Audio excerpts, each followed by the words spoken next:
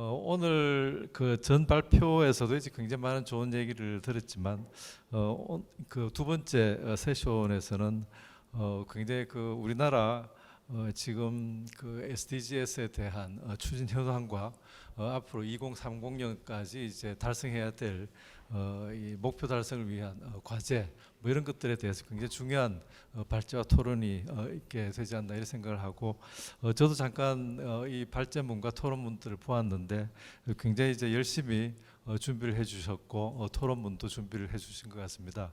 알찬 발표가 있기를 기대를 하고 발표하시는 분들께서는 이제 15분 발표를 해주시고 토론은 5분으로 해주시기를 부탁을 드리겠습니다.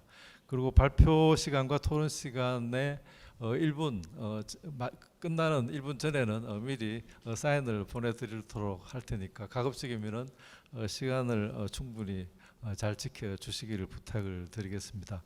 그러면은 오늘 발표하실 분들 처음에는 이제 이성훈 경희대학교 미래문명원 특임연구원으로 계시는 이성훈 연구원님께서 이제 발표를 해주시겠는데요. 발표할 제목은 이제 2030 글로벌 이행 보고서와 한국의 역할 쪽으로 이제 발표를 해주실 테고, 두 번째로는 이제 통계개발원에서 이제 전준우 과장님께서 나오셔서 통계를 본 한국 UN SDG 이행 현황과 향후 과제에 대해서 이제 발제를 해주시겠습니다. 먼저 첫 번째 발제를 해주실 이성훈 연구원님 모시겠습니다. 네, 시간이 많지 않기 때문에 바로 발표 들어가도록 하겠습니다. 제가 맡은 거는 보고서가 모두 세 종류인데요. 원래는 보통은 유엔 사무총장께서 보통 한 7월 달쯤에 HLP를 앞두고 이제 연례 보고서를 내는데 올해는 특별한 게 두 개가 겹쳤습니다. 보통 이제 4년에 한 번씩 나오는 GSDR 글로벌 지속가능 발전 보고서가 2019년에 한 번 나왔고, 그다음에 올해가 이제 4년 지나서 2023년, 그래서 올해가 겹치고요. 원래 이 두 개만 기대를 했는데 또 지난 4월 달에 이번 이제 SDG 정상회의가 시작이 되니까 7년 반을 종합적으로 보는 보고서, 이게 세 개가 나왔습니다. 그러니까 1년짜리, 4년짜리, 7년짜리. 그래서 근데 연례 보고서는 아직 나오지 않았기 때문에 그 두 개 4년짜리 7년짜리를 간략하게 소개를 하고, 그다음에 9월 달에 SDG 정상회의에 관해서 지금 전 세계에서 초안이 공유가 돼가지고 논의가 지금 진행되고 있거든요. 그거 간략하게 소개해 드리도록 하겠습니다. 제가 자료집에 파워포인트가 많은데 다 설명하는 게 아니라 참고하시라고 하고 그중에서 중요한 것만 간략하게 설명하도록 하겠습니다. 자, 이 표를 이렇게 만들어서 세 개가 있고, 두 개는 이제 유엔 사무총장이 하는데 4년에 한 번 나오는 건 독립적인 과학자 그룹이 만든다라는 거 다 알고 계시기 때문에 넘어가고요.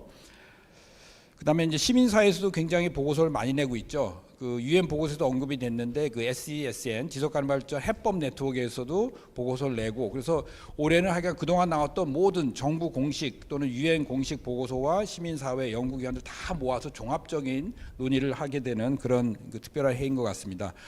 제목을 보시면 특별 보고서는 이렇게 제목이 모두 4개의 챕터로 되어 있고요. 그다음에 글로벌 4년 만에 나오는 것은 이렇게 6개 챕터로 되어 있는데, 그다음에 이제 이 표는 좀 흐려서 좀 죄송하지만 글로벌 말고도 우리는 아시아 지역에 속하기 때문에 유엔 에스캅에서는 해마다 아태 지역 보고서가 나오고 있고요. 그다음에 국가 보고서는 당연히 VNR이 있고, 그다음에 로컬 2030이라고 해서 모든 데는 아니지만은 지자체가 직접 발표하는 이렇게 로컬 리지널, 로컬 내셔널 리지널 글로벌 이렇게 4단계로 보고서가 유엔 쪽에서 하고 있고, 그에 맞춰서 시민사회도 같이 이렇게 진행되는 중층적인 구조를 보고 있다고 할 수 있겠습니다.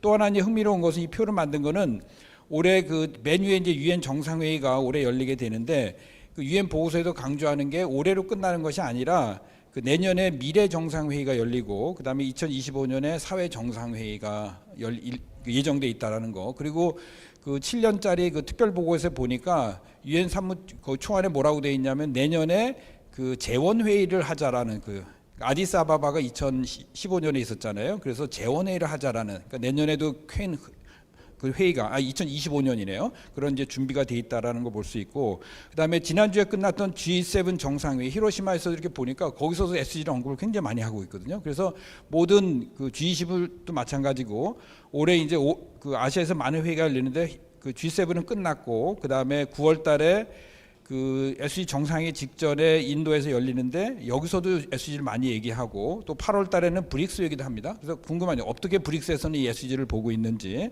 그다음에 기후위기 얘기는 또 올해 UAE에서 있고 그래서 올해 굉장히 아시아에서 국제회의를 굉장히 많이 합니다. 근데 이런 것들이 서로 어떻게 연관이 되고 어떻게 도출될지 한번 주목해 볼 수 있을 것 같아서 간략하게 정리를 했고요. 그래서 그 특별 보고서를 간략하게 보면은 그 7년마다 이렇게 나오는데 종합평가를 하는데 종합평가의 그 내용을 보면은 그 키워드 중심으로 보면은 이게 이제 전체 목차인데 그 1번부터 17번까지를 질량 통화 동안 그 글로벌 인디케이터에서 간략한 평가를 총평을 다 하고 있고 그 다음에 이제 분석하면서 그 권고하는 그런 내용들인데 핵심을 보면은 그 용어 표현이 유엔에서 알다시피 이제 용어들을 계속 바꾸잖아요. 비슷한 말로 바꾸는데 크라이시스가 이번에는 페릴이라는 표현을 쓰고 또 레스큐 플랜이라고 긴급 구조 계획이라고 위기 상황이라는 거를 그런 식으로 이제 다시 표현해서 경각심을 하고 있는데 그다음에 전체 중에서 12%만이 지금 제대로 진행되고 있고 50%는 저조하고 30%는 정체 또는 퇴보됐다. 사실 유엔 보고서를 프로그레시브라 하는 게 사실 말이 안 되는 거죠. 그래서 엔조 입장에서는 프로그레시브 말고 리그레스도 집어넣자. 말이 안 되지 않냐, 형용 모순 아니냐 이런 얘기도 지금 나오고 있습니다.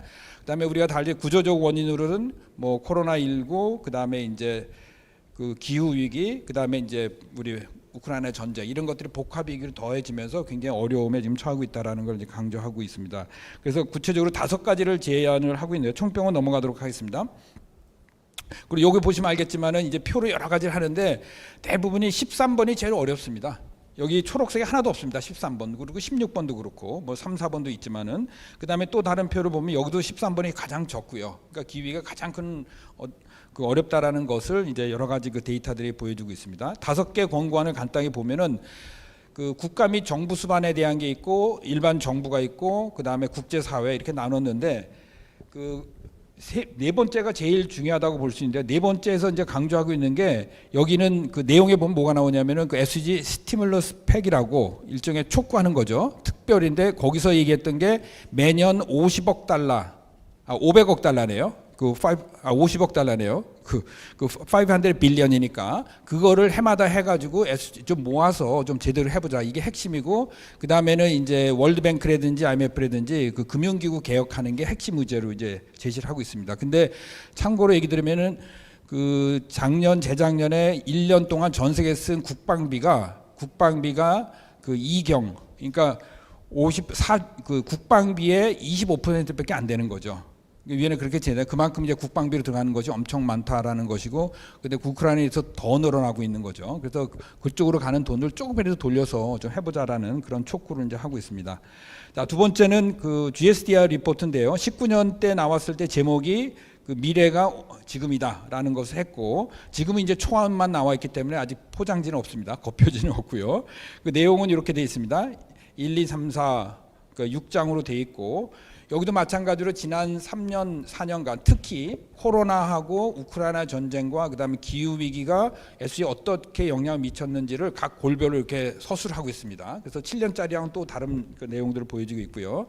그 내용을 보면은 이게 이제 세부 목차고 종합 이행을 간단하게 보면은 뭐 복합적인 위기 때문에 굉장히 어렵다라는 거, 제대로 진행되지 않고 있다라는 거 이야기를 하고, 그다음에 그나마 이제 소기의 성과도 있다라는 걸 얘기를 해줍니다. 그래서 그 국가 이행 계획을 만들었고, 뭐 응답을 했고, VLR 그 지방 보고서도 이제 점차 이렇게 확대되고 있고, 그 다음에 ESG가 좀 확대되고 있다라는 거, 그 다음에 여러 가지들에 대해서도 이제 그 그러니까 성과, 그 다음에 부족한 점을 객관적으로 평가하고 있고요. 여기서 이제 표로 보시면 알겠지만은 굉장히 초록색이 거의 없습니다. 초록색이 거의 없고 빨간색이 거의 대부분에 있다라는 거 전반적으로 이렇게 보실 수 있을 것 같고, 여기서 이제 2019년 보고서에서 6가지 그 엔트리 포인트를 얘기했었잖아요. 그게 이제 인류 안녕과 역량, 경제, 역량 시스템, 탈탄소와 도시, 그리고 글로벌 환경, 요 6가지를 그 당시 이제 제안을 했는데, 요거를 관점에서 다시 한번 보면서 이 6가지를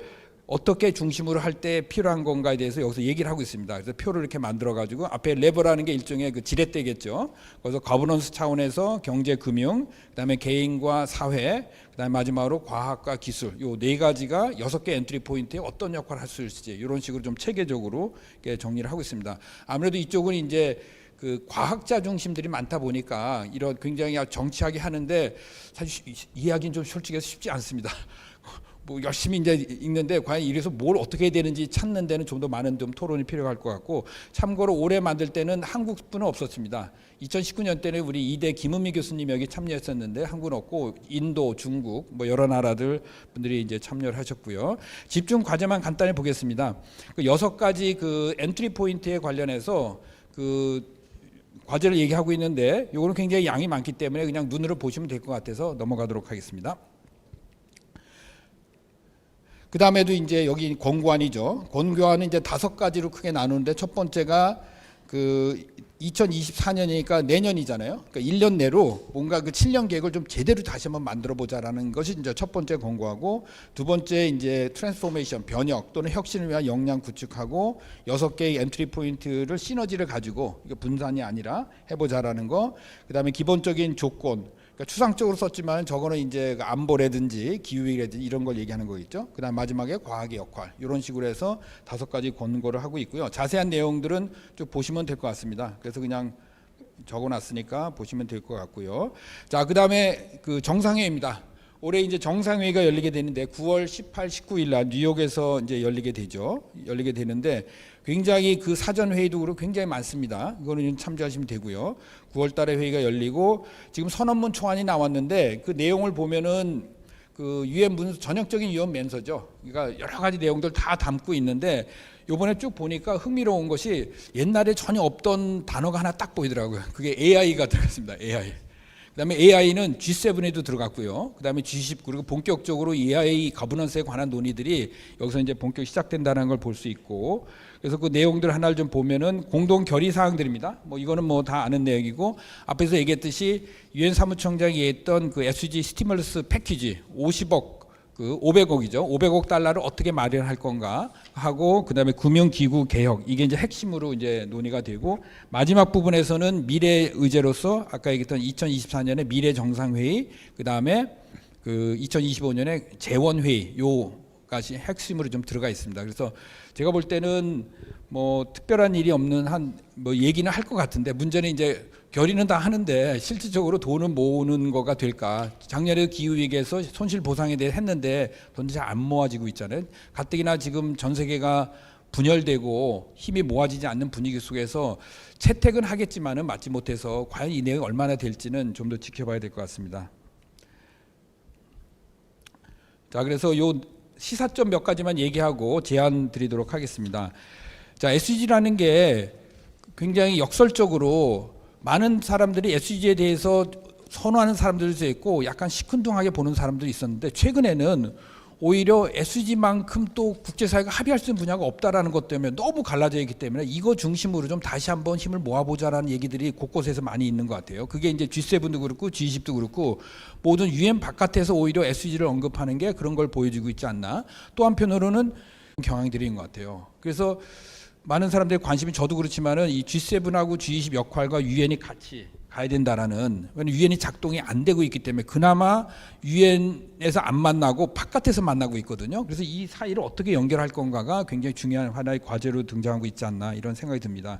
특히 이제 자국 우선주의가 너무 지금 심화되는 상황 속에서 어떻게 하면 이 SDG를 계기로 자국 중심주의를 조금 낮추고 뭔가 그 글로벌 공공재 중심으로 좀 모일 수 있는 이런 좀 전략적인 것들이 필요하지 않나. 이거는 이제 유엔 사무총장이 열심히 얘기하고 있죠. 그래서 아워 커먼 어젠다를 얘기하고 있는데, 위에서는 열심히 하는데 그 많은 국가들이, 특히 이제 힘센 국가들이 여기에 힘을 보태지 않고 있어서 좀 아쉬운 것들이 있습니다. 그럼에도 불구하고 그러니까 SDG가 이런 갈라진 세계를 모으는데 하나의 촉매 이상의 역할을 해야 되지 않나, 이런 생각이고, 그다음에 돈에 관해서는 그 아디스아바바 실천 의제가 그때 만들어졌는데 그 절반의 성공이었기 때문에 사실 힘이 안 모아지고 있거든요. 그래서 유엔 입장에서는 이 아디스아바바 의제를 좀 다시 한번 좀 부각시키면서 재원 마련에 노력을 하고자 하고 있다라는 거. 그다음에 마지막으로는 이 기후 위기가 굉장히 중요해지면서 SDG 분명히 13번에 들어가 있다라는 거는 기후위기 원인이 11번, 뭐 10번, 그러니까 SDG 안에서 찾아야 되는데 기후위기 원인이 마치 기후에 있는 것처럼 따로 분리되는 경향이 많이 보이고 있거든요.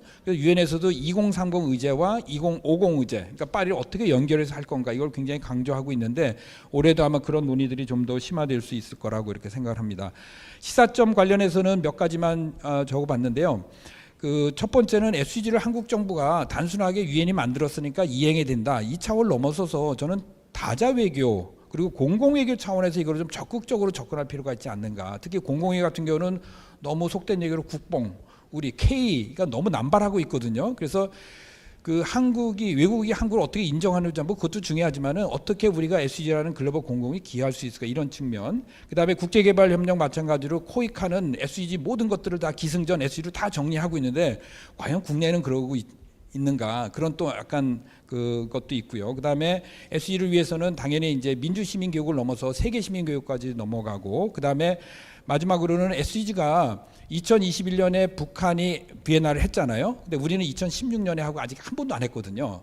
그래서 저는 만약에 내년에 2024년 비엔나를 참여하고 그걸 계기로 특히 그 환경 분야 목표 같은 경우는 우리 혼자 할 수 없는 게 너무 많잖아요. 그래서 그걸 계기로 남북 협력 물론 이제 군사, 인권 여러 가지 민감한 문제들이 있지만 일단 환경 분야라도 한반도 차원의 SDG 이행 전략을 만들어서 뭔가를 좀 돌파할 수 있는 그런 계기를 만들면 어떨까 그런 생각을 했고 또 제안으로 드리면서 발표를 마치도록 하겠습니다. 감사합니다. 원래 요구하신 바는 상당히 많은 그 긴 제목의 내용을 저한테 요구를 해주셨는데 결국은 간략하게 뭐 내용을 설명을 해보면 그동안의 통계로 한국의 SDG가 어떻게 이행돼 왔는지 또 여기에 따른 시사점은 어떤 것이었는지 이런 내용으로 요약된다고 할 수 있겠습니다. 그러면 제가 저희가 이제 하고 있는 일 중심에서 저희가 만들고 있는 그 SDG 이행 보고서에 있는 내용을 중심으로 한번 설명을 드리도록 하겠습니다. 그 전에 잠깐 저희가 이제 SDG 이행 모니터링을 어떤 체계로 하고 있는지를 뭐 간략하게 설명을 드리는 것도 이 자리에 계신 분뿐만 아니라 또 온라인으로 참여하시는 분들에게 도움이 될 것 같아서 간단하게만 설명을 드리도록 하겠고요. 결국은 저희가 혼자서 이것을 하는 것이 아니기 때문에 또 많은 그 기관들과 함께 진행하고 있다는 점을 좀 이해해 주시면 되겠습니다. 그래서 저희 이제 통계청 같은 경우는 28개 부처가 예를 들면 지금 뭐 이 행사를 주관하시는 이제 외교부도 해당되시겠고 환경부도 해당되시겠고 그 부처 외에 또 40여 개 작성기관과 네트워크를 구성을 해서 저희 SDG 데이터를 지금 총괄적으로 저희가 이제 운영을 하고 있습니다. 그래서 저희가 17년부터 그 유엔의 책임기관으로서의 역할을 하고 있고 저희가 크게 말씀드리면 세 가지 측면에서 지금 작업들을 하고 있습니다. 그래서 글로벌 지표 데이터에 기반한 한국의 SDG 현재 이행 현황을 점검하는 것이 가장 큰 역할이 되겠고요. 그래서 보시면 이제 2021년부터 이렇게 책자를 발간하고 있습니다. 그래서 저희가 이 책자를 발간하는 데 있어서도 이렇게 표지 색깔이 상당히 SDG의 그 색깔과 일치하면서도 또 거기에 맞는 또 주제를 저희가 선정을 하고 있습니다. 그리고 두 번째로는 저희가 지표 데이터 가용성 확보를 하기 위해서 개성 개발 연구들을 많이 하고 있습니다. 그러니까 저희가 지금 뭐 SDG 231개 지표가 있고 그 안에 담겨 있는 통계가 굉장히 많기는 하지만 아직까지도 그 모든 통계들이 다 확보가 되진 않은 상태고 또 저희 나라 기준으로 봤을 때도 현재 100%를 기준으로 한다면 현재 데이터가 가용한 것은 77% 정도에 머물고 있습니다. 결국 이것도 17개의 분야별로 물론 가용되는 현황이 다 물론 다르기는 하지만 아까 말씀드린 것 아까 앞에서도 말씀드렸다시피 사실은 환경 분야의 그런 지표 가용성을 많이 떨어지고 있는 상태라서 이런 부분도 많이 이제 개선을 해야 될 것으로 생각이 되고요. 또한 이런 것들을 이렇게 공유하기 위해서 저희가 SDG 데이터 플랫폼을 저희가 2021년부터 국영문으로 또 운영을 하고 있습니다. 플랫폼에서 데이터들을 참고하실 때는 아래 주소를 참고해 주시면 되겠고요. 저희가 이제 참여를 하면서도 저도 이제 작년에도 발표를 이제 참여를 했습니다만 오늘 같은 이런 자리들이 사실은 굉장히 중요하다고 생각이 됩니다.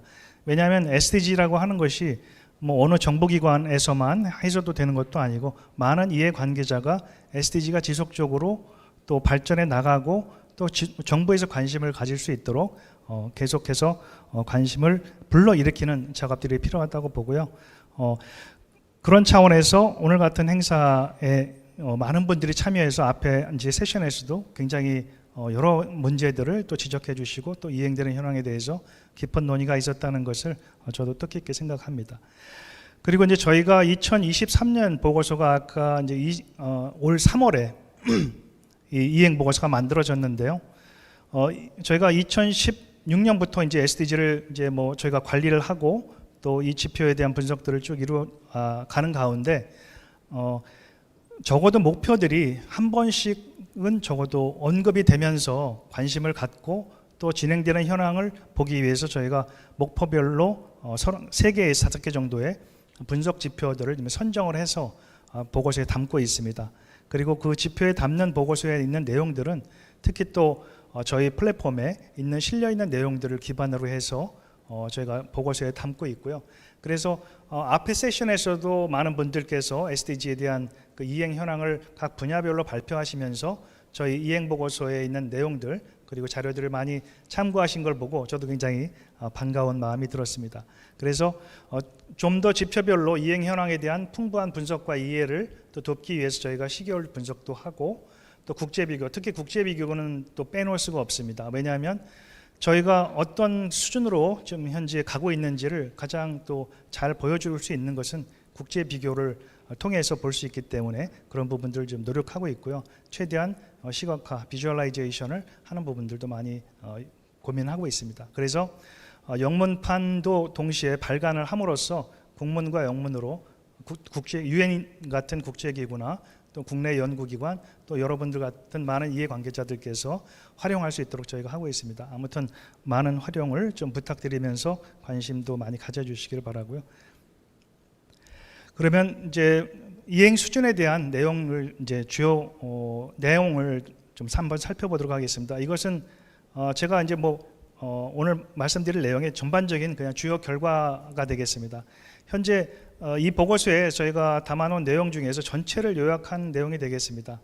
물론 이제 경제 같은 경우에는 최근에도 코로나가 이제 어느 정도 좀 안정화에 접어들고 또 많은 분들이 이제 마스크를 벗고 또 일상생활로 이제 회복이 되면서 경제는 좀 회복되고 있는 것처럼 보입니다. 그리고 취업자 수라든지 매출액 같은 경우에는 이제 증가세를 보이고 있는데 결국 이 코로나가 거의 한 2년 넘게 지속되면서 그 파장이 경제적 손실뿐만 아니라 사회적으로도 많은 이제 위기를 불러온 것 같습니다. 특히 이제 불평등의 범위가 이제 점차 확산되고 있고요. 그 간격이 좀 좁지 않다는 게 최근 나타나는 현상이 되겠습니다. 이 부분들은 좀 더 뒤에서 살펴보도록 하겠습니다. 그리고 산림 면적이 상당히 많이 축소가 됐고요. 생물 다양성도 감소했고 특히 이제 오늘 주제로 많이 논의가 됐던 기후 위기로 인한 각종 위협 요인이 상당히 많이 증가를 하고 있습니다. 그리고 화석 에너지에서 재생 에너지로의 이제 전환을 이제 많이 해 가야 되는 시점인데 그 재생 에너지로의 전환과 온실가스의 감축 속도가 아직 더딘 상태인 것 같고요. 그리고 SDG 달성을 위해서 이제 국내 제도적 기반과 구축이 그리고 국제 협력에 대한 지속적인 관심이 많이 요구된다고 할 수 있겠습니다. 22년에 국가 지속 가능 발전 기본법이 제정이 되고 거기에 따라서 이제 기존 환경부에서 하고 있던 국가 그러니까 우리나라 KSDG의 어떤 이행 현황에 대한 점검도 국무조정실로 이제 일원화가 되고 또 그에 따라서 SDG에 대한 추진이 상당히 탄력을 받을 것으로 좀 예상을 했습니다만 좀 국무조정실로 이관된 이후에 저희가 아직 그 KSDG와 SDG 이 두 가지가 지금 현재 운영되고 있는 측면에서 아직 거버넌스도 이제 확실하게 이렇게 정해져 있지는 않은 상태인 것 같고요. 근데 그에 따라서 이런 논의들이 이제 지속적으로 계속 이루어지면서 각 분야에 대한 그 연구나 그 또 진행 사항들 이런 것들이 계속적으로 좀 이루어져야 될 거로 생각이 되고 있습니다. 그러면 이제 각 분야별로 좀 살펴보겠는데요. 이제 성평등 같은 경우부터 이제 살펴보겠습니다. 오늘 주제가 성평등, 그다음에 소득 불평등, 그리고 기후 변화, 또 생태계 이런 이제 국제 협력 이런 부분들이기 때문에 조금 내용들을 설명을 드리도록 하겠습니다. 지방 정치에서 이제 여성 대표 비율의 증가 추세에도 불구하고 남성보다는 여전히 낮은 수준이다 이렇게 되어 있는데요.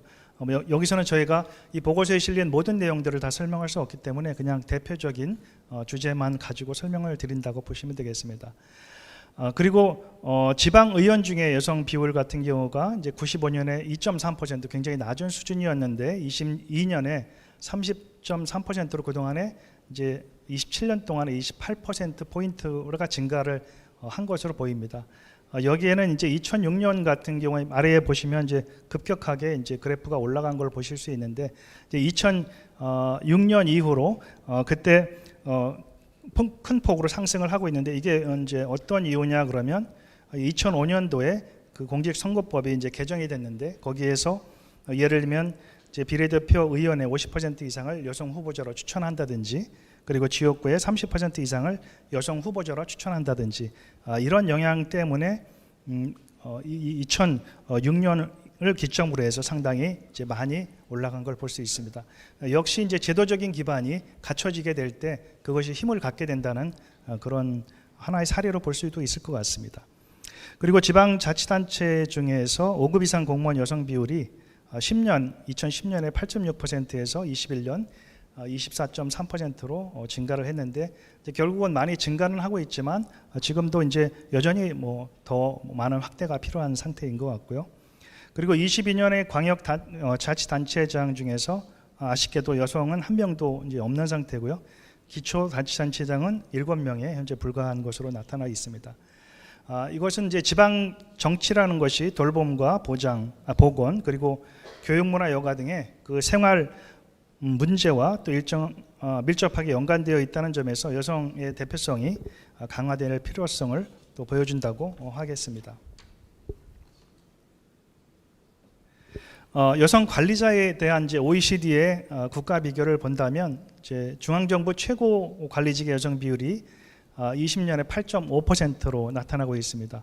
근데 아쉽게도 이제 OECD 33개국 중 32번째로 보여집니다. 그래서 맨 이제 오른쪽 부분에 빨간색으로 보이는 부분들이 이제 한국이 되겠습니다. 그래서 한국은 이제 아직까지는 그 여성 관리자의 비율이 상당히 그 적은 상태이다 이렇게 보여질 수 있고요. 그래서 많은 관심과 또 여성 관리자 분들의 또 이제 고위직 진출이라든지 사회 활동이 또 필요한 것이라고 또 생각이 됩니다. 다음으로는 이제 10번과 관련된 이게 경제적 불평등인데요. 이제 현재 불평등 같은 경우에는 이제 소득과 자산 불평등이 현재 진위계수로 봤을 때 전년 대비해서 소폭 증가한 것으로 이렇게 보여집니다. 그래서 결국은 자산 측면에서 순자산 진위계수 같은 경우에 28년부터 증가 추세에 있는데 이 자산 측면의 불균형이 조금 이제 악화되고 있는 것이 아닌가 이렇게 보여지고요. 22년 대비 22년 기준으로 봤을 때도 전년 대비해서 약간 증가한 것으로 나타나고 있습니다. 그리고 이제 시장 소득 진위계수는 전년과 동일하게 보여지고요. 그 다음에 처분 가능 소득 진위계수는 21년에 0.333으로 전년 대비 약간 증가한 것으로 이렇게 보여집니다.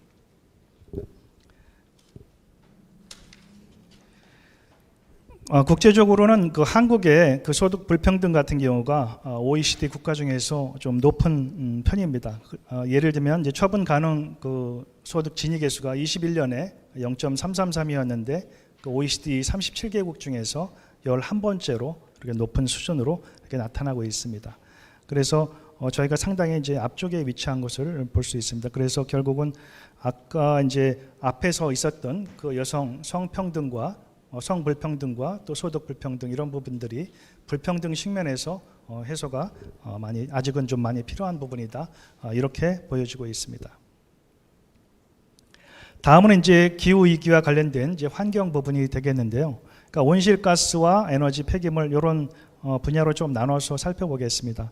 그러니까 온실가스 배출량 같은 경우에 총 배출량이 최근 2년간 연속으로 감소를 했습니다.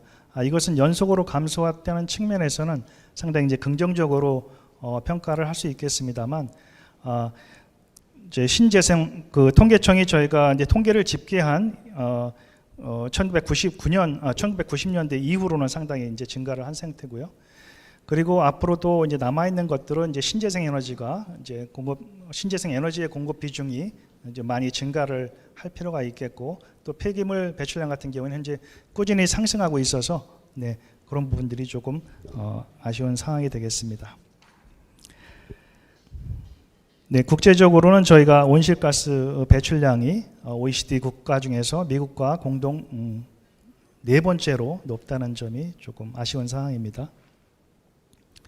요 온실가스 에너지 폐기물은 그 그래프나 이런 것들을 좀 참고해 주시면 되겠고요. 이제 신재생 에너지 공급 비중은 현재 조금씩 이제 늘어나고는 있습니다만, 이제 전체적으로 국가와 비교를 했을 때는 상당히 낮은 수준에 속해 있습니다. 왼쪽에 그래프에 보시면 가장 맨 끝에 오른쪽에 가장 낮은 부분이 바로 저희 한국의 신재생 에너지의 비율이 되겠습니다. 그리고 해양 및 육상 생태계에 있어서 현재 해양 쓰레기 수거량을 보면 이제 플라스틱이 상당히 많이 차지하고 있는데, 물론 총 수거량은 전년 대비 좀 감소하긴 했습니다만 쓰레기 수거량에 있어서 플라스틱 비중이 굉장히 크다. 이런 것들은 좀 우리가 앞으로 해결해야 될 문제로 보여집니다.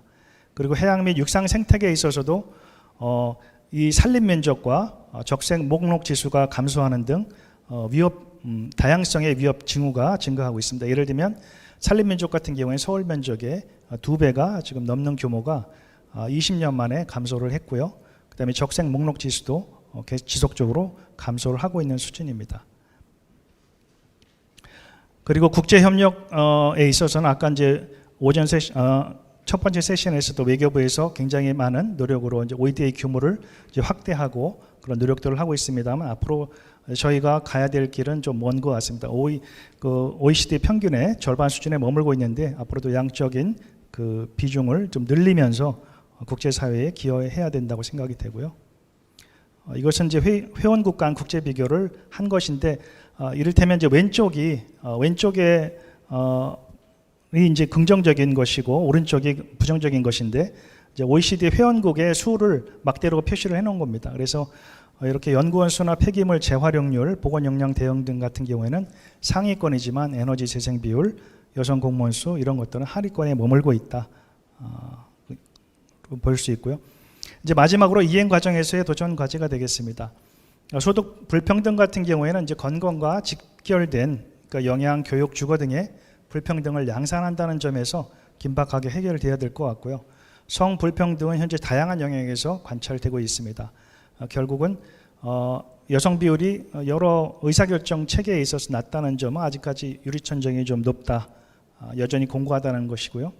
그리고 산림 면적과 생물 다양성 아까 보신 것처럼 지속적으로 감소하고 있고, 기후 위기 위험 요인은 계속 증가하고 있습니다.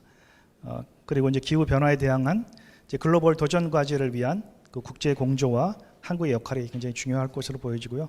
마지막으로 최신 기술을 활용한 지표 개발이 필요하다고 봅니다. 그래서 저희 이제 통계청에서도 혁신적인 SDG 지표 생산을 연구하기 위해서 위성 영상 자료라든가 격자, 그리고 향후에는 또 인공위성까지 활용을 해서 인공지능을 활용해서 결국은 최신 과학 기술이 SDG의 달성을 이끌 수 있는 역할을 하리라고 보고요. 그것이 이렇게 사람이 하는 그런 노력에 비해서 훨씬 더 많은 성과를 앞으로 가져올 수 있다, 이렇게 보여질 수 있겠습니다. 그래서 짧은 시간 내에 제가 말씀드릴 내용은 이 정도로 발표하도록 하겠습니다. 감사합니다. 토론 패널 분들을 다 앞에 모시고 한 분씩 토론을 하시게 하고, 또 그 토론에 대해 가지고 이제 다른 질문이나 코멘트가 있으면은 일단 패널 분들께서 다 말씀을 하시고 난 다음에 나중에 시간이 이제 되면은 얘기를 하도록 그렇게 하겠습니다. 네, 안녕하세요. 저는 유엔 글로벌 컴팩이라는 곳에서 일하고 있는 이은경이라고 합니다. 오늘 보시는 분들이 아마 시민사회 쪽에 계신 분들이 많으실 것 같아서요. 정부 쪽이나. 그래서 글로벌 컴팩은 그 2000년에 기업의 사회적 책임을 확산하기 위해서 만들어진 기업 기업들의 이제 플랫폼이라고 보시면 될 것 같고요. UN 차원의 기업 지속 가능성 증진을 위한 이니셔티브입니다. 그래서 최근 지난 3, 4년간 ESG라는 단어를 귀에 못이 박히도록 정말 미디어를 통해서 많이 들으셨을 텐데요. 2015년에 SDG가 채택이 되고 한 몇 년간은 사실 산업계에서도 SDG에 대한 관심을 좀 많이 가지기도 했고 또 KSDG도 저희가 만들면서 그런 과정들이 있었는데 한 3, 4년 전부터는 거의 ESG 이슈가 모든 산업계 이슈를 다 장악해 버렸습니다. 그래서 SDG에 관심이 있는 기업들이 사실 거의 없다고 봐야 되겠죠. 그럼에도 불구하고 사실 저희 같이 이제 글로벌 사회적인 표준 또 스탠다드를 원칙을 만들어서 기업들한테 전파하는 또 ESG라는 키워드를 이제 저희 글로벌 컴팩에서 이제 2004년에 만들었는데요. 그것의 시작은 사실 ESG라는 우리가 기준들을 통해서 결국은 이제 지속 가능한 발전을 이루기 위한 근거 토대로서의 사실은 선순환을 이루기 위해서 사실 만드는 거고 그거에는 사실은 굉장히 기업들로 하여금 이제 사회 책임을 어떻게 지울 것이냐 했을 때 이제 투자자 관점, 금융 관점들이 많이 붙었습니다. 근데 지난 사실 3년간 사실 산업계가 정말 매일 일어나면 새로운 규제가 생기고 그것도 ESG 관점에서 새로운 뭔가 기준들, 원칙들 이런 것들이 너무 많이 지금 나오고 있기 때문에 이거를 단시간에 설명드리는 거는 굉장히 힘든 일이고 그럼에도 불구하고 UN 차원에서도 지금 사실은 많은 투자 그룹들을 모아서 ESG나 SDG 달성을 위해서 많은 얼라이언스들을 구성을 하고 있습니다. 그래서 한국 글로벌 시장뿐만 아니라 한국 시장 같은 경우도 사실은 매년 30% 이상 ESG 투자, 금융의 흐름들이 확대되고 있고요. 실제로 기업들에 대해서 이런 기관 투자자들이나 자산운용사들이 다 ESG 관점에서 혹은 또 이제 의결권을 행사하는 기구들 같은 데서도 사실 이 SDG를 레이팅하는 그런 흐름들도 사실 나타나고 있습니다. 그래서 오늘 앞 세션에서 물 이슈 또 인프라나 재생에너지 오늘 기후위기 대응 이런 이슈들 굉장히 강조를 많이 하셨고 이번 세션에서도 여러 불평등 이슈나 성평등 여러 에너지 이슈 이런 것들 계속 언급하고 계신데요. 그런 것들에 사실 가장 핵심적으로 네게티브한 임팩트를 많이 끼치는 그룹이자 또 많은 재원과 또 기술과 혁신을 가지고 사실 문제를 해결해 나가야 되는 그룹이 또 산업계입니다. 그래서 사실 매년 조금 기업들이 주목하는 이슈들이 달라지고 있는데요. 역시나 앞쪽에서 데이스타 이슈도 많이 말씀하셨지만 사실 ESG나 SDG 이슈 전반에서 역시나 이 규제 흐름이나 투자 때문에 사실은 공시 이슈, 데이터를 어떻게 디지털라이제이션 시킬 것인가 이것이 기업들한테 정말 화두고요. 그 저변에는 사실 기후변화 대응 이슈가 정말 중요하고 그 안에는 오늘 계속 나오는 재생에너지 믹스에서 어떻게 우리가 재생에너지를 확대하고 넷제로를 달성할 것인가. 지금 넷제로를 넘어서서 탄소 네거티브까지 지금 가야 되는 그런 상황입니다. 거기에 올해 기업들이 굉장히 많이 또 주목하는 이슈가 생물 다양성 이슈고요. 그 안에 지금 밸류 체인이 굉장히 복잡하고 우리가 기후변화 이슈를 해결하거나 CO2 감축을 하거나 지속 가능한 발전을 이루려면 그 밸류 체인에서 협력사들도 다 움직여야 되는 이슈가 있기 때문에 지금 흐름들이 굉장히 규제 흐름들로 많이 가고 있어요. 그래서 미국이나 EU를 중심으로 사실 기업들에게 ESG 이슈로 혹은 지속 가능성 이슈로 정말 많은 제도들이 지금 생겨나고 있고 그거는 기후변화 이슈뿐만 아니라 소셜 쪽과 거버넌스 쪽까지 굉장히 많이 확대가 되고 있습니다. 그래서 저희도 이제 UN 글로벌 컴팩이기 때문에 이제 UN에서 여러 가지 리포트들이 기업 관점에서 나옵니다만 이런 공급망 위험이라든지 또 생물 다양성 감소에 대한 굉장한 컨선이 많이 있고요. 그럼에도 불구하고 지금 계속적으로 정부에 대한 신뢰도가 많이 떨어지기 때문에 기업이 역할을 더 많이 해야 된다.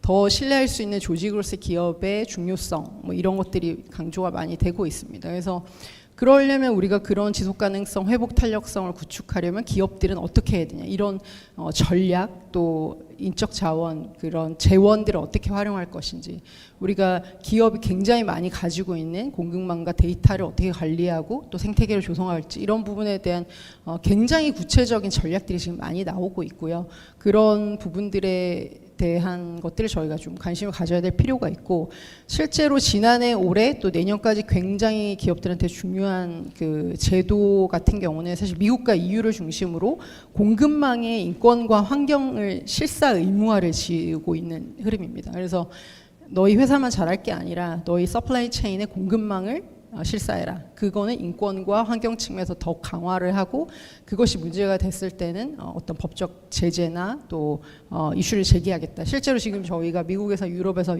비즈니스를 하는 많은 기업들이 이런 그 흐름에 규제에 지금 걸리고 있는 상황이고요. 이 지속 가능성 흐름이 굉장히 그 세게 들어오고 있다. 그런 말씀을 좀 드리고 싶습니다. 근데 이제 그렇게 하려면 사실은 결국 이제 금융이 움직여야 되고, 그럼 지속 가능한 경제 활동이 뭐냐, 친환경적인 경제 활동이 뭐냐, 이런 것들을 판단하는 분류 체계들이 계속 필요한 거죠. 그래서 EU를 중심으로 그린 텍소노미, 소셜 텍소노미 같은 것들이 생기고, 한국에도 사실 환경부나 또 여러 가지 금융위를 비롯한 기관들이 사실 텍소노미 같은 것들을 만듭니다. 근데 그 베이스에는 유럽 역시 그린딜을 이루기 위해서는 사실 SDG 같은 국제 규범, 인권 규범 같은 것들 토대로 사실 이런 작업들을 많이 했습니다. 근데 제 느낌에는 사실은 한국 같은 경우는 지금 올 초에도 정부 합동 기관으로 ESG 고도화, 인프라 고도화 방안 이런 것들을 막 발표를 해서 기업들에게 ESG를 정말 지금 이제 푸시를 많이 하고 있는데, 거기에 보면 SDG와의 연계성 이런 것들이 굉장히 떨어져요. 거의 언급이 안 되고 있습니다. 그래서 그런 부분들에 대한 이제 사실 저희처럼 이제 유엔의 지속가능 발전 목표를 기업들에게 계속 확산하고자 하는 기관들이 굉장히 고민이 깊고, 이 연계성을 우리가 어떻게 가져갈 것인가. 기후변화 대응에 대해서 기업들이 굉장히 압박을 많이 받지만, 아까 이제 앞에서 이제 이성훈 교수님도 말씀하셨지만 기후변화 대응 역시 SDG 큰 관점 안에 들어 있는 거거든요. 그런 연계성을 계속 지금 너무 놓치고 우리가 이렇게 분절화된 방향으로 흘러가는 것들이 굉장히 많이 있어서, 그런 흐름들을 좀 저희가 좀 해소해 나가야 될 것 같고, 거기서 이제 이런 공정한 전환 이슈 같은 부분들 또 굉장히 이제 기업들한테 굉장히 중요한 흐름으로 가게 될 것 같습니다. 그래서 사실은 제가 한 목표 말씀드리면 그 민간 부문에서도 굉장히 이슈가 많이 있어요. 예를 들면 오늘 성평등 얘기를 하셨는데, 기업 사이드로 가면 사실 저희가 지금 자본시장법 개정 때문에 지금 이사회에 무조건 여자 이사를 한 명 두게 돼 있습니다. 특정성을 로 다 채우지 않게 해야 되기 때문에 지금 그 자산총액 2조 원 이상의 기업들은 무조건 지금 여자 이사를 다 두고 있는 그런 상황인데, 그런 전체적인 여성 임원 비율, 여성 고위급 기업 임원 비율 같은 것들을 보면 사실 OECD 기준의 3분의 1밖에 안 돼요. 그래서 이런 뭐 여러 가지 성평등 측면, 또 오늘 이제 여러 가지 재생에너지 측면, 이런 것들이 사실 기업 영향력이 워낙 크기 때문에 하나하나 통계나 여러 가지 데이터들을 보면 기업이 조금 더 선도적으로 지금 해줘야 되는 역할들이 많이 있는데, 그런 부분에 대한 것들을 우리가 어떻게 끌고 갈 것인가, 또 SDG 관점에서 같이 연결하면서 갈 것인가, 그런 고민들이 계속 필요한 상황이고요. 그래서 저희는 사실 ESG 경영을 하는 이유, 그 목적이 뭐냐, 그 ESG 자체가 굉장히 그 목적이 되어버린 상황인데, 그런 것들을 결국은 SDG 달성과 같은 사회 문제를 해결하고 우리 국제사회 일원으로서 어떤 역할, 기업의 역할들을 계속 강조하면서 임팩트를 계속 극대화할 수 있는 그런 전략 같은 것들이 지금 많이 필요한 상황이고요. 그렇게 하기 위해서는 뭐 정부도 아까 외교부에서 여러 가지 뭐 그 케이스나 사실 벤치마킹 얘기도 하셨지만, 글로벌에 많은 사실은 우리가 제도라든지 또 아까 말씀드린 텍소노미 같은 그런 모델들이 사실은 국제 규범, 저희가 하는 SDG나 사실 이 뭐 2030 파리 기후 변화 이런 것과 다 사실 연계되어 있는 부분들인데, 한국에서의 제도 설계는 그런 부분들이 굉장히 많이 분절화되어 있거나 축소되어 있다. 그래서 그런 부분들을 좀 더 고려해서 지금 사실 SDG 달성을 위해서는 재원 마련 이런 부분들이 계속 강조가 많이 되는데, 민간 부분의 돈의 흐름을 가게 하기 위해서는 그런 지속가능한 금융, 또 지속가능한 경제 활동에 대한 어떤 우리가 분류 체계부터 해서 어떻게 기업들을 움직이게 할 것인지, 금융을 움직이게 할 것인지, 이런 부분들에서 조금 더욱 정책이 좀 일관성 있게 좀 추진이 되고, 그런 거버넌스들이 함께 이제 그 파트너십을 통해서 나아가야 되는데, 그런 부분들이 늘 느끼지만 굉장히 많이 그 분절화돼 있다. 그래서 그런 부분에 대한 또 산업계를 더욱 인게이지해서 그런 의견들을 좀 많이 받으시면 좋겠고, 그렇게 하기 위해서는 많은 정책적 인센티브가 가야겠죠. 그래서 그런 부분들에 대한 그 공동의 플랫폼이라든지 활성화 방안들을 고민을 많이 했으면 좋겠고요. 그 과정에서 지금 이제 공정한 전환에서 지금 기업들도 굉장히 많은 이슈들이 들어오고 있거든요. 그런 측면의 SDG나 이제 우리가 파리 기후 협약에서도 지금 공정한 전환 이슈를 많이 강조를 하는데 이 지속 가능성 이슈에서 또 불평등 해결을 위해서는 그런 부분에 대한 좀 저희가 더 조금 확실한 목표를 가지고 정책들을 좀 추진하고 나갈 필요가 있다는 말씀을 드리겠습니다. 네, 감사합니다. 이영경 실장님 감사합니다. 산업 부분이 사실 굉장히 중요한 부분을 차지하는데 상당히 많은 이슈가 여기 지금 같이 포함돼 가지고 있는 것 같습니다.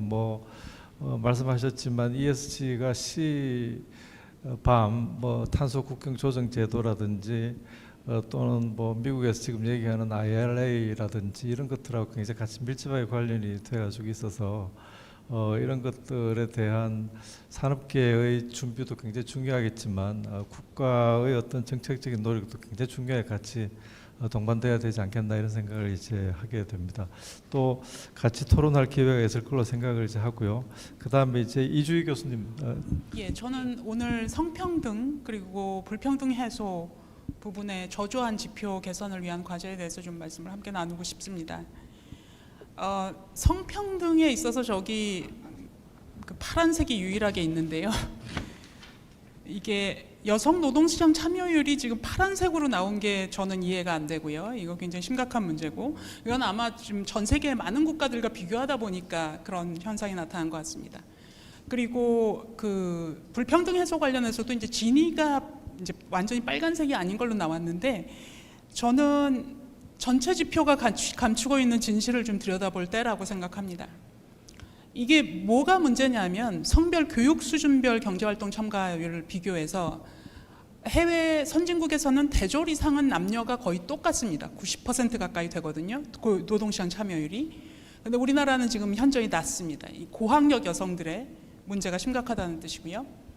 그리고 2018년 이 표가 저는 의미가 있다고 생각하는 게 진위가 우리가 높은 수준이고 불평등이 높지만 다른 국가들은 그 시장 소득의 불평등도가 굉장히 높았어도 정부 이전 지출 이후에는 확 줄어들거든요. 0.3 이하로 줄어듭니다.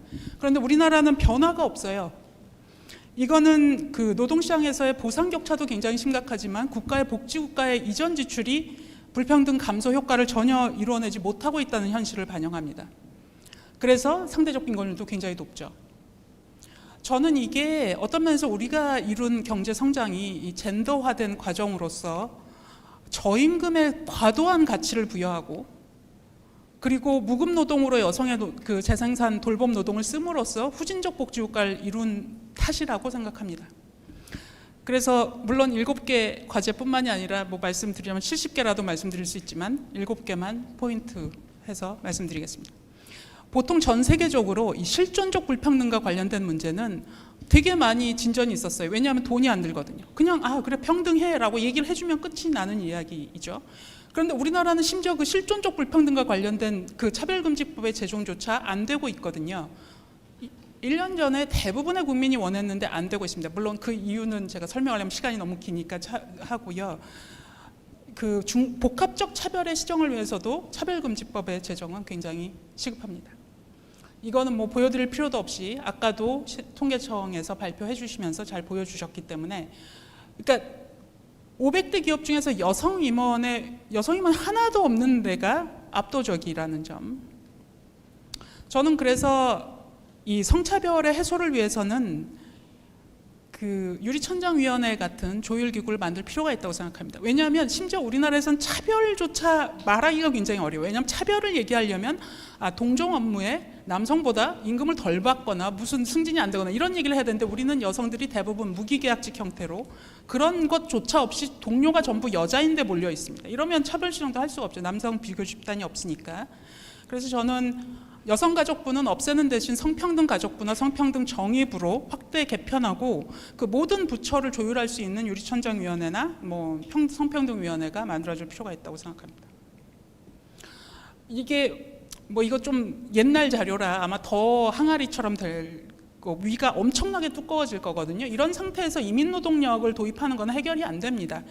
돌봄 노동이 너무 저평가돼 있어서 우리나라 여성들을 활용하지 못하고 여러 가지 문제를 일으키고 있는데 물론 이민도 필요가 있다면 체계적으로 받아들일 필요는 있지만 저는 이 문제는 여성 고용률을 높임으로써 해결할 수밖에 없고, 지금 우리가 다루고 있는 여러 가지 정부 정책들이 그냥 여성 고용 비율, 관리자 비율 뭐 재가지고 심지어 제 둘이 연결되지도 않아요. 그러니까 여성 고용 비율이 아주 높으면 관리자 비율도 따라서 높아야 되는데 그런 것도 체계화되게 짚어주고 있지 못합니다. 저는 일생활 균형 지표랑 적적 고용 개선 조치 관행, 이 두 가지는 과정 지표로서 꼭 포함이 되어야 된다고 생각하고요. 왜 적극적 고용 개선 관행 개선이 필요하냐 하면 일생활 균형을 너무 많이 추구를 하다 보면 이게 또 여성 특화된 여성 친화적 정책으로 여겨지면 또 여성에 대한 사용자의 차별이 유발됩니다. 그래서 이거 모두 균형 있게 재야되고, 그런 의미에서 지금 우리나라의 적극적 고용 개선 조치 같은 경우에는 이게 동종업계 평균의 동종 규모 동종업종의 70% 미달한다는 게 말이 안 되거든요. 이미 평균이 차별을 반영하고 있는데 70% 미만. 그리고 고용 형태 공시제랑 연결해서 보고하도록 하면 굉장히 쉬운데 그것도 안 하고 있습니다. 제가 왜 고용 형태 공시제 얘기를 하냐면 이게 비정규직 같은 비율도 알 수 있기 때문이죠. 이거는 좀 옛날 지표지만 IMF에서 나온 거기 때문에 우리나라의 경우에 노동 생산성은 급격히 상승하는데 실질 임금은 정체되어 있습니다. 이게 왜 문제냐면 다른 나라는 비슷하게 가요. 저는 그 불평등 해소에 있어서 경제 이중구조 해소가 무엇보다도 중요하고요. 정부가 관심을 가지는 노동시장 이중구조는 경제 이중구조 때문에 발생합니다. 지금 중소기업이 대기업의 불공정 관행에 대해서 얘기하지 못하는 거는 그 계약 단절 같은 보복이 있기 때문이고, 저는 실효성 있는 징벌적 보상 없이는, 배상 없이는 활성화되기 어렵다고 생각합니다. 5인 미만 사업장에 종사하고 있는 노동 인구가 20%에 가깝습니다. 지금 근로기준법 적용 안 되고 노동시장, 노동시간, 근로시간 지금 단축 뭐 확대 얘기하고 있지만 그것도 적용 안 됩니다. 대통령이 거부권 행사할지도 모르지만 거부권 안 행사하길 바라지만 노조법 2, 3조 개정을 해서 사용자 개념을 확대해 줘야 됩니다. 그래서 고용 계약이 명백하게 체결되지 않는다 하더라도 사용자가 실체적 통제력을 행사하고 있다면 교섭권을 부여해야 되고요. 또 지금은 노동자로서 근로기준법의 보호를 받지 못하는 특수고용직, 플랫폼 노동자, 이런 형태가 너무 많이 발생하고 있는데 이들은 실질적으로 노동자로 분류되어야 함에도 불구하고 오분류되고 있습니다. 자영업자로. 이 문제도 노동자 개념을 확대하면서 해결해야 되고요. 그런 면에서 모든 후보가 지난 대선에서 약속했던 모든 일하는 사람을 위한 노동법, 이거는 진성 자영업자까지 포함돼서 이들에게 필요한 기본권을 명시하고 아주 기초적인 복지는 제공해야 된다고 생각합니다. 우리나라 복지국가의 문제는 지나치게 고용 위주이고 또 남성 생계부양자 위주입니다. 그런데 돌보험에 있어서 여성의 부담을 경감시켜주지 않는다면 성평등은 요원한 과제가 될 것이고, 실제로 우리나라에서는 남성이 너무 장시간 노동을 하는 탓도 있겠지만 돌봄 노동을 거의 같이 하고 있지 못하거든요. 이런 경우에는 복지국가의 조정이 필요합니다. 이거 보시면 아시다시피 우리나라가 패밀리 베네핏에, 그러니까 가족 정책에 쓰는 돈이 너무 적습니다. 다른 나라에 비해서. 그리고 이걸 보시면 우리는 캐시 베네핏도 적고, 그러니까 현금 지원도 없고 사회 서비스도 잘 안 하는 나라입니다. 이쪽에서 보건의료 빼고 이쪽에서 노령연금 빼면 정말로 얼마 안 쓰는 나라거든요. 그래서 저는 성평등 패러다임이 장착된 복지국가를 건설해야 되고요. 자, 이런 걸 하기 위해서는 적극적 노동시장 정책에 지금 돈을 굉장히, 특히 공공 서비스 같은 데는 너무 적게 쓰고 있는데 많이 써야 되고, 고용지원 서비스의 성평등성을 확장한다는 뜻은 여성 구직자에게 남성 지배 직종을 소개시켜주고 남성 구직자에게는 여성 지배 직종을 소개시켜주는 식으로 조금 그 고정관념을 탈피할 필요가 있다고 생각을 합니다. 전체 적극적 노동시장 지출에서 GDP 대비 1% 이상을 목표로 해야 된다고 생각합니다. 제가 성평등 / 고용률을 쓴 거는 고용률은 남녀 모두에게 해당되는데 이거 같은 정책이거든요. 저는 국공립 보육시설은 50% 이상으로 확대해야 된다고 생각하고, 양육수당은 아동수당으로 통합, 또 육아휴직 대상자는 확대하는 게 먼저이지 육아휴직을 늘리는 게 지금 정책의 포인트가 돼서는 안 됩니다. 육아휴직이 너무 길어지면 여성의 경력 단절이 유발되고요. 이미 정규직의 소수밖에 못 쓰고 있는데 지금은 비정규직도 못 쓰고 대부분 노동자로 간주되지 않는 그 사람들 다 못 쓰고 있는데 일단 그 대상자를 확보해 줘야 되는 거죠.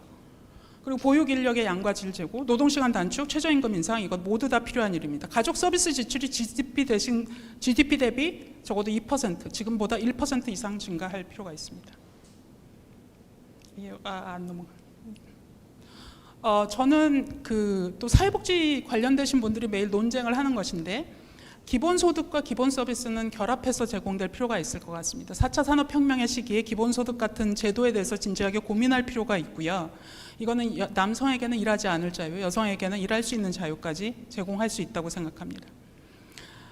이게 마지막 슬라이드고, 오늘 저는 성평등하고 그 불평등한 소득에 대해서 말씀드리지만, 만일 기본소득하고 여러 가지 기본적인 사회 서비스가 공통적으로 제공이 된다면, 기본소득가 잘 제공이 되면 현금 지급여를 그렇게 많이 할 필요도 없거든요. 그리고 이렇게 기본 서비스가 제공이 되면 환경 친화적으로 공공 서비스를 제공할 수도 있는 거고, 공공 건물을 질 수도 있는 거고, 주택을 제공할 수도 있고, 여러 가지로 SDG가 목표로 하는 일에 굉장히 부합하는 결과를 낳을 수 있다고 생각합니다. 예, 감사합니다. 네, 교수님 감사합니다. 굉장히 중요한 말씀 많이 해주셨는데요. 저는 특히 기본소득과 기본서비스를 결합해야 된다는 이 주장이 굉장히 신선하게 들리는 것 같습니다. 그 외에도 굉장히 중요한 얘기가 많으셨지만요. 다음에 회장님. 지속가능발전 8년에 대한 평가를 하고 앞으로 7년에 대한 행동과제를 점검해 보자고 첫 번째 세션, 두 번째 세션 나누어서 목표별로 이렇게 점검 쭉 해주시고 계신데요. 여러 가지 다 있습니다만 저는 이제 17번에 있었던 거버넌스에 대한 이야기 중심으로 말씀을 드리도록 하겠습니다. 오늘 드리고 싶었던 말씀은 이제 행복하십니까라고 처음에 제가 여쭙고요. 마지막에 모든 사람이라고 하지 말고 한 사람 한 사람이 한 시간 한 시간 행복했으면 좋겠습니다 라는 결론의 말씀 드리고 싶어서 이 사진을 넣었는데요. 저는 저 음식을 먹을 때 굉장히 행복했거든요. 그래서 여러분들도 여러분들의 행복이 어디에 있는지 일상에서 좀 찾아주시면 좋을 것 같습니다. 사회적으로나 국가적으로 또 전 지구적으로 놓고 보면 SDGs 1번부터 17번까지 얼마나 달성되고 있나를 따지면 앞에서 쭉 보신 것처럼 정말 행복하지 않은 것 같거든요. 집단적으로는 행복하지 않은 것 같고, 사회적으로 불행한 것 같고, 국가적으로 불행한 것 같지만 그 속에 있는 저희 한 사람 한 사람은 한 시간 한 시간이 다 행복했으면 좋겠습니다. 여전히 아직도 전 지구적인 문제로 남아있는 여러 가지 문제들 오늘 말씀 많이 주셨고요. 그래서 그냥 자료에 나와 있는 거를 보시면 이해될 만한 내용들은 남겨놓고 설명이 좀 필요한 PPT만 설명을 좀 드리도록 하겠습니다. 앞서 말씀드린 대로 저는 거버넌스, 파트너십 17번을 중심으로 이 모든 문제들을 해결하는 중심에 서 있는 조직에 있다 보니까 전국 지속가능발전협의회는 각 지역에 있는 많은 지속가능발전협의회와 또 저희가 지속가능발전 지방정부협의회의 사무국도 맡고 있어서 그 역할을 해주시는 우리 박훈 심장님도 계시고, 또 한국지속가능발전센터의 윤희철 센터장님도 저희와 정책연구단장으로 또 함께 해주시고 계시고, 오늘 이런 자리 만들어주신 많은 분들과 앞으로도 계속 거버넌스, 협력적 파트너십으로 이 문제들을 해결해 나갔으면 좋겠다, 그런 말씀 드리고자 합니다. 전국지속가능발전협의회에서 지난 한 해 동안 했던 일들을 조사를 했습니다. 그래서 쭉 봤더니 두 번째 세션 주제로 잡아주신 5개 중에 대부분 다 안 좋죠. 역시 대부분 다 안 좋은데 특히 저희 같은 경우에 지속가능발전협의회에서 하고 있는 일들을 중심으로 조사를 해보니까 5번과 10번이 굉장히 취약합니다. 왜 그러냐면 기존에 있었던 지속가능발전 법이 기본법으로 바뀌기 전에 대부분 환경부에 있었고, 환경부서가 주무부서이다 보니까 13번, 14번, 15번에 관한 활동은 꾸준히 해왔어요. 기후변화에 대한 대응이라든지 적응, 수상생태계 또는 육상생태계에 대한 역할들을 많이 해왔거든요. 그 이외의 부분들은 좀 다소 그동안 활동이 좀 부진했다, 혹은 노력을 함에도 불구하고 크게 개선되지 않았다, 둘 중에 하나로 해석해 주시면 될 것 같습니다. 근데 이제 PPT에 없는 내용인데 참 말씀드리고 싶었던 내용이 저희 협의회가 이렇게 4개의 네트워크로 운영을 하고 있거든요. 저 중에 성평등 의제 네트워크가 실은 가장 오래됐습니다. 그러니까 전국에 있는 지속가능 발전 협의회 중에 성평등 의제 네트워크에 가입해서 계속 집중적으로 활동을 많이 해주시는 데가 22군데 지역에 있다라는 이야기고요. 생물 다양성은 27개 지역에 있다 이렇게 봐주시면 됩니다. 바로 어제였는데요. 충청남도의 그 잠재 갈등 때문에 이제 어쨌든 자리에 갔습니다. 가서 봤더니 2군데 지역이 수상 태양광 건설하는 문제로 이것이 공공 갈등이 되는 거냐 안 되는 거냐, 되면 3급으로 봐냐 2급으로 봐야 되냐, 이거 이제 자문회의하러 갔었는데요. 정말 재밌었던 거는 2군데 다 생물 다양성을 잘하고 있다고 환경부 장관 상을 받은 지역이에요. 그런데 거기에 수상 태양광을 설치하면 생물 다양성은 이제 많이 사라지거나 오히려 파괴되는 현상이 나타나는 거거든요. 그러니까 정부의 큰방이처럼 환경부 장관상 이제 탔어요. 그 다음에 수상 태양광에서 신재생 에너지 많이 늘렸다고 하면 경제 관련 또는 에너지 쪽에 상을 탈 수는 있겠죠. 이렇게 그러다 보니까 종합적으로 보지는 못하고 환경적으로는 굉장히 잘했다라고 했지만 그 다음 단계에서 에너지 문제, 신재생 에너지를 한다고 하면서 기존에 잘해오던 것들은 파괴되거나 오히려 여러 가지 측면에서 지표가 낮아지게 되는 이런 현상들이 나타날 수 있거든요. 그래서 이런 것들을 더 종합적으로 파악하고 점검하고 하려면 그야말로 총괄부서가 필요한데 지자체에서도 많이 부족하지만 앞에서 많이 지적해 주신 것처럼 중앙정부에서도 아직은 조금 많이 부진한 것 같습니다. 자, 한국인은 행복하지 않다고 많은 지표들 앞에서도 말씀해 주셨고요. 저도 여러 가지 이제 신문에 나와 있었던 최근의 자료들 해봤는데요. 어쨌든 국가사회에 대한 신뢰 그리고 충분한 복지제도가 필요하다 이런 결론이에요. 결국 한 사람 한 사람이 행복하려면. 그리고 국가에 대해서 취약계층일수록 많은 혜택을 받고 있지 못하다. 행복하지 못하다 이런 인식들을 하고 계셨습니다. 이 자료들은 앞서 발제해 주셨던 그 이성훈 선생님 자료하고 또 오늘 사회에 맡아주셨던 윤경호 선생님 자료를 좀 인용을 이제 몇 장 할 건데요. 글로벌 SDGs 이행 현황 보시면 앞에서 다 보셔서 아시겠지만 전체적으로 다 좋지 않습니다. 그리고 어제 시민사회에서의 대응으로 새로운 기자회견을 하셨죠. 이 페이지 오늘 아침에 바꾼 것 같아요. 그렇게 해서 몇 가지, 5가지 제언을 주셨습니다. 누구도 소외시키지 않는다는 SDG의 대원칙을 좀 지켜달라는 게 하나가 있었고요. 그리고 재정 지원을 확대해서 지속가능 발전 기본법을 제대로 이행을 해달라는 내용들과 또 수기공론장을 운영하는 거, 화면에 보시는 내용대로 여러 가지 제안들을 주셨습니다. 물론 이 내용들을 마지막에 또 이렇게 주장을 해주신 거죠. 이렇게 해야만 한다라고 제안을 크게 해주셨는데 많이 공감하는 사항들이고요. 뭐 현장에 있는 사람들은 다 느끼는 부분일 것 같습니다. 이성훈 선생님 발제해 주셨던 내용들 중에서 UN 75주년 기념 때 사무총장이 명을 받아서 발표한 내용 중에 다자주의에 대한 얘기 있었거든요. 그래서 이 부분에 대해서 저희 거버넌스 연대에서 많은 부분들을 풀어나가야 된다고 봤습니다. 거버넌스에 대해서 조금 더 설명드리고 싶은 내용들이었는데 자료로 대체해 주시면 좋을 것 같습니다. 네, 그래서 전국지속가능발전협의회는요 앞으로 화해를 바탕으로 한 사회통합을 하는데 노력을 더 해야 될 거라고 생각을 했고요. 또 사회통합을 전제로 한 파트너십을 더 강화할 거고요. 다양한 거버넌스 그룹들이 저희 지속협과 관계없이 많이 더 활성화됐으면 좋겠습니다. 그리고 그렇게 활성화될 수 있는데 저희가 0.1%라도 기여할 수 있다면 그런 활성화가 다양한 그룹 거버넌스가 만들어졌으면 좋겠습니다. 지역의 거버넌스 플랫폼 역할을 전국지속협에서도 앞으로 더 강화해서 열심히 해나갈 수 있도록 하겠습니다. 고맙습니다. 사실은 이게 이렇게까지 명맥을 이어오고 있을 수 있는 가장 큰 그 존재 자체가 저는 지속발전협의회라고 생각을 하고 있습니다.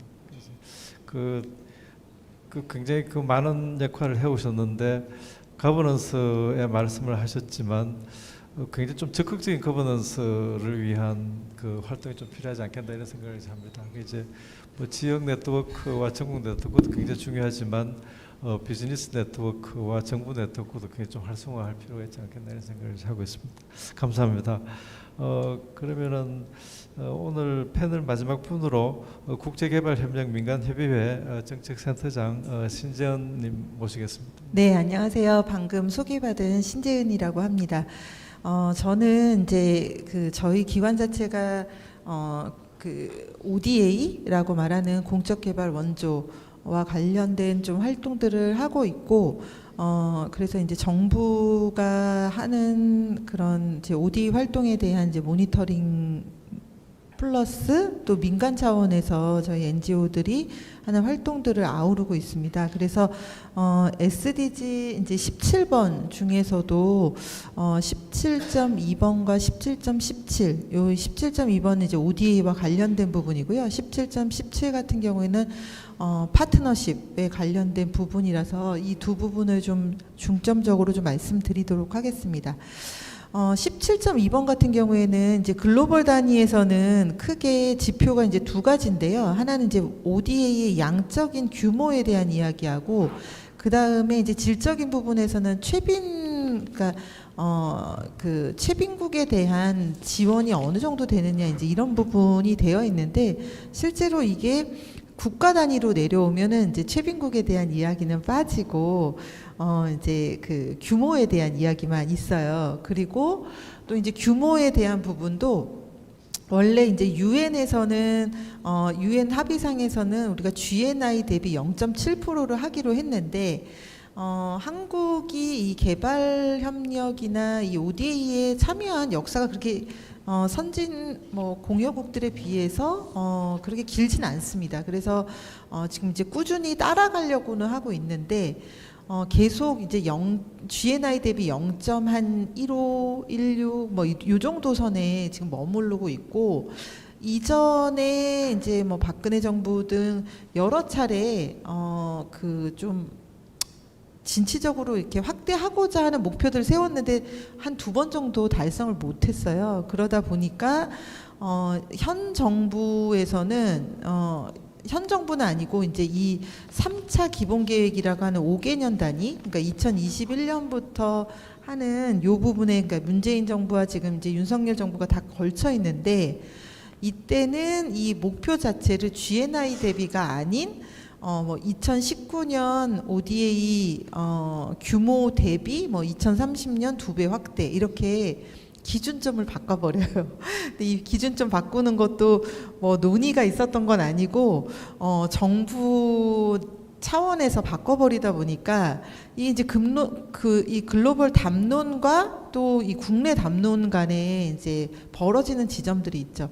충분히 논의를 통해서 좀 할 수 있는데 이 국제 개발 협력과 관련된 이슈는 아무래도 국내 이슈가 아니다 보니까 이 국제 개발 협력을 좀 확장하려고 하는 그런 뭐 부서나 그런 노력과 또 재정 당국 간의 그런 갈등 구조도 있고, 그래서 조금 그런 부족한 그 복잡한 부분들이 있는 것 같습니다. 최빈 개도국에 대한 비율은 원래 권고는 0.15에서 0.20이에요. 그러니까 지금 우리나라 ODA 규모 정도를 최빈국에만 해야 되는 건데 우리가 그 정도가 안 되니까. 근데 이제 규모상으로 보면은 지난 이제 7년 동안 꾸준히 증가는 하고 있는데 비율상으로 보면은 0.04% 정도예요. 그러니까 훨씬 더 이 기여를 한다라는 부분에서 양적 질적으로 좀 해야 될 부분이 있고, 아까 이제 이성훈 선생님께서 이제 공공외교 차원에서 이런 말씀들을 많이 하셨는데, 사실 이 부분에서 이제 좀 그 질적인 부분 속내를 조금 더 봐야 될 필요가 있는데, 이 부분이 뭐냐면 이제 규모 말고 실질적으로 그럼 우리 ODA의 진짜 참 질은 뭐냐라고 봤을 때 너무 이제 빌려주는 유상원조 비율이 이제 높은 부분이 하나 있고요. 그 높은 부분이 최빈 개도국에 많이 빌려준다는 거예요. 그러니까 우리 정부의 논리 중에 하나는 최빈 개도국에는 빌려주려고 하는 데가 없어. 왜냐하면 이제 갚지 않을 거니까요. 이제 돈을 빌려준다는 거는 이제 상환율이 좋은 곳에다가 빌려주고 싶잖아요. 누구나 다. 이제 국가에서도 마찬가지죠. 그런데 최빈국에는 그런 빌려주는 데가 없으니까 우리가 유상원조를 통해서 빌려주는 게 그 나라에게 도움이 돼라는 이제 논리 구조를 갖고 오지만 여전히 이게 이제 최빈국의 관점에서 보면 이 부채에 대한 부담을 높이는 방식이기 때문에 양쪽에 좀 균형적인 시각을 가질 필요가 있다. 그게 이제 시민사회가 계속 주장하는 부분이고, 이 3차 기본계획, 그러니까 이 국제개발협력에 대한 계획들이 정부에서는 5개년 단위로 수립을 하는데 2021년도에 수립된 이 기본계획부터 상생의 국익이라는 표현이 들어가기 시작했어요. 그래서 그 전까지는 국익이라는 표현이 안 들어갔다가 국익을 넣으려고 하는데 그냥 넣으면 이게 이제 좀 부끄럽잖아요. 그러니까 이제 상생이라는 말을 붙여서 넣는데 여러 이제 그 문서 안쪽으로 계속 들어가 봐도 이게 어디가 상생인지 수치적으로도 나오기도 힘들고 그렇습니다. 그리고 이제 기본계획 문서와 실제 보도 자료라든지 이런 데에 이제 랭귀지 자체가 되게 틀려요. 그러다 보니까 상생이라는 거를 우리가 어떻게 받아들여야 되는지, 그럼 이런 지금 그런 레셔넬을 갖고 있는 정부 속에서 공공외교로 이게 탈바꿈이 될 것인지에 대한 문제들, 고민들이 있습니다. 그 다음에 이제 17.17 부분인데요. 이거는 이제 여러 파트너십을 가져오는 부분인데 그 중에서 이제 민간 시민사회하고의 파트너십인데 이제 아시다시피 우리나라에서 정부와 시민사회의 파트너십이라는 게 굉장히 규제적입니다. 그래서 여러 가지 지난 문재인 정부 때 시민사회를 활성화하는 그런 법안도 만들려고 했는데 결국에는 민주 정권에서도 못 만들었어요. 그리고 넘어왔고 그때 법안을 못 만들기 때문에 이제 대통령의 영으로 지정해 놨었는데 윤석열 정부에 오자마자 처음으로 폐지한 게 그 명이었거든요. 그러다 보니까 이제 정부 시민사회의 파트너십이라는 거를 찾아보기가 되게 어려운데, 다만 이제 좀 이례적으로 이 국제개발 협력에서는 이 OECD 안에 개발원조위원회라고 하는 Development Assistance Committee, 그래서 DAC이라고 하는 그 구조가 있고, 그 구조에서는 5년마다 평가를 해요. 이제 국가들끼리 30개 국가들끼리 서로 평가하면서 니네 이 부분 더 이렇게 발전시키면 좋겠다라는 이런 권고들을 하는데, 그 메커니즘에서 2017년도에 정부 시민사회 파트너십이 좀 발전될 필요가 있다라는 권고가 왔고, 그 다음에 정부가 그걸 받아들였어요. 그러다 보니까 정부 시민사회 파트너십이 기본 정책으로 만들어진, 근데 이제 만들 때 이게 정부가 일반적으로 만든 게 아니라 정부와 시민사회가 파트너십을 통해서 만드는 이런 좀 이례적인 그런 부분들이 있었습니다. 그런데 여전히 이게 이제 제도적으로는 갖춰 나가고는 있지만 어느 정도로 그럼 협력이 이루어지냐라고 했을 때 ODA의 이제 규모의 한 2% 정도를 지금 협력하고 있거든요. 그럼 이게 이제 2%면은 뭐 잘하고 있는 거 아니야라고 생각할 수 있지만, 그 OECD 다국 국가의 시민사회 파트너십 평균이 15%, 그리고 굉장히 잘하는 데는 40%까지, 그러니까 이런 것들을 갖고 있죠. 그 다음에 또 한 가지가 요즘 그 OECD 닥에서 계속 강조하고 있는 부분은 그 공여국의 시민사회하고의 파트너십 말고 그 개발도상국의 시민사회를 육성하고 활성화하는 것에 좀 직접적으로 기여하라라는 게 이제 포커스인데, 우리나라는 지금 우리나라의 시민사회하고 파트너십하는 것도 이렇게 그러니까 작다 보니까 개발도상국에 있는 시민사회 파트너십은 아예 언감생신인 거죠. 그래서 이런 것들을 봤을 때 좀 향후에 진전돼야 될 부분들이 많을 것 같다. 이 정도로 말씀드리겠습니다. 감사합니다. 그 발표회 포럼이 굉장히 중요한 의미를 가지는 포럼이 아닌가 이런 생각을 이제 합니다. 이게 사실 그 지속 가능 발전이라고 하는 것은 그 여러 가지 원칙이 있고 지향점이 있겠지만 지금 상태에서는 가장 그 중요한 그 원칙이 그 아무도 그 두고 가지 않는 No one left behind라는 그 이런 그 의식과 사상이 아닌가 이런 생각을 하는데요. 점점 우리 주변을 둘러싼 환경은 기후 변화라든지 또 뭐 탄소 중립이라든지 이런 것들이 궁극적으로는 지속 가능성을 위한 것이 되어야 되겠지만 지금 국제 사회에서의 모든 분위기는 탄소 중립 쪽으로 다 몰아가고 있는 것 같고 그 탄소 중립을 실현하기 위한 굉장히 중요한 수단으로서 이제 뭐 그 유럽에서의 이제 뭐 시밤 제도라든지 미국에서의 이제 IRA라든지 뭐 여러 가지 이런 그 수단들이 이제 나오고 있는 것 같습니다. 그래서 이런 상황 하에서 우리가 지속 가능 발전이라는 것을 더 잘 실현을 시키고 또 국제사회의 변화하는 이런 게임의 법칙에서도 이제 생존을 하기 위해서는 우리가 어떤 방향으로 나아가야 될 것인지가 굉장히 중요한 화두가 되지 않겠나 이런 생각을 이제 하고 사실 우리 이런 얘기들 많이 하잖아요. 이제 아니 뭐 그 국민 소득 수준이 뭐 1960년대 1인당 그 100불에서 지금 뭐 3만 불이니까 거의 300배가 넘게 올라간 거잖아요. 그리고 뭐 60년대 그 우리나라 수출이 1억 불이었는데 지금 뭐 1조 달러를 넘어섰으니까 1000배가 이제 넘어갔는데요. 그러면은 그 많은 돈이 다 어디로 가고 우리 삶은 왜 이렇게 팍팍한가 이런 얘기를 참 많이 하는데 지속 가능한 발전에 대한 화두라고 하는 것은 이런 그 돈은 많이 버는 것 같은데 수출도 많이 하고 뭐 국민 소득 수준도 올라가는 것 같은데 왜 우리 생활은 굉장히 이렇게 팍팍하냐는 이게 여기에 대한 답을 그나마 제시를 해줄 수 있는 것이 지속 가능한 발전이 아닌가 이런 생각을 합니다. 이제 이건 비단 우리나라에서만 느꼈던 게 아니라 세계적으로도 뭐 선진 국가 같은 데서 이제 GDP 같은 것들은 굉장히 높아가는데 사람들의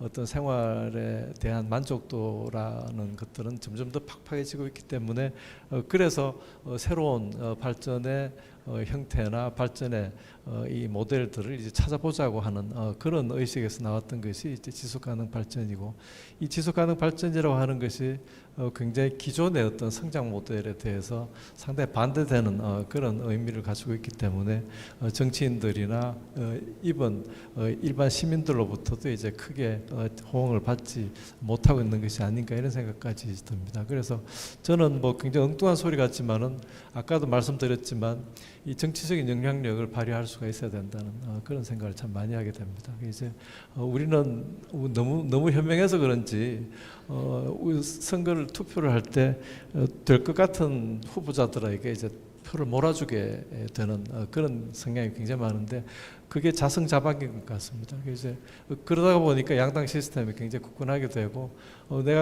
내가 좋아하는 후보들에게 투표를 했더라고 하면은 그 사람들이 뭐 4% 5% 정도만 받아도 이 양당 정치라고 하는데 이런 구조에서 벗어날 수 있는 굉장히 중요한 기회가 되지 않았겠는가 이런 생각을 합니다. 그 예를 저는 프랑스에서 이제 보는데요. 뭐 프랑스에서 윌로우라는 아주 유명한 환경운동가가 자기 내걸었던 대선 공약을 누가 이걸 받아가면은 나는 출마를 안 하겠다고 이렇게 이제 얘기를 하고 그 대선 공약 중에서 이제 뭐 지속가능 발전을 가장 힘이 센 부서에서 맡을 것 그리고 대통령은 여기에 최선의 최우선 프라이오리티를 줄 것 이거 두 가지가 포함된 몇 개 공약을 내걸었는데 그걸 프랑스 사르코지 대통령이 받아간 거죠. 받아가서 대통령이 당선되고 난 다음에 이 프랑스의 이 국가 구조를 완전히 바뀐 거죠. 바꿔가지고 이제 뭐 이 지금은 이름이 생태전환부가 됐지만 생태전환부라는 그 안에 들어있는 기능들을 보면은 에너지, 기후, 교통, 뭐 기후 변화, 뭐 이 환경 이런 부서들이 다 들어가가지고 있습니다. 그리고 그에 대비되는 다른 큰 부서로는 경제 관련 부서들을 이제 크게 만들어가지고 두 개의 날개로 이제 날아가는 이런 구조를 가지고 있는데요. 그래서 지금은 그 환경부와 관련되는 이 이름을 뭐 생태전환부라고 그렇게 얘기를 하고 있는 걸로 알고 있는데요. 그런 그 이 투표 행태라든지 사람들의 의식이라든지 이런 것들이 이제는 좀 달라져야 되지 않겠는가, 투표 행태도 달라져야 되지 않겠는가 이런 생각도 이제 하고, 그러면서도 이제 우리가 각 분야에서 지속가능발전협의회 뭐 이런 굉장히 전국적인 조직이고 우리가 굉장히 자랑스럽게 생각해야 될 조직인데요. 이런 조직들이 같이 힘을 발휘할 수 있도록 같이 도와주는 것이 굉장히 중요한 일이 아닌가 이런 생각을 합니다. 굉장히 장시간 동안 경청해 주셔서 감사드리고, 오늘 발표에 참가해 주신 분들, 토론에 참가해 주셔서 굉장히 귀한 말씀을 해 주신 분들께 다시 한번 감사드립니다. 그리고 그 발표회를 준비를 해주시고 끝까지 잘 운영해 주신 그 윤경호 이 총장에게도 감사를 드리고, 또 우리 이 지속가능발전협의회와 그 전체적인 그 조직을 위해 가지고 이제 애쓰신 여러 단체들에게 감사의 말씀을 드립니다. 이상입니다. 감사합니다. 예.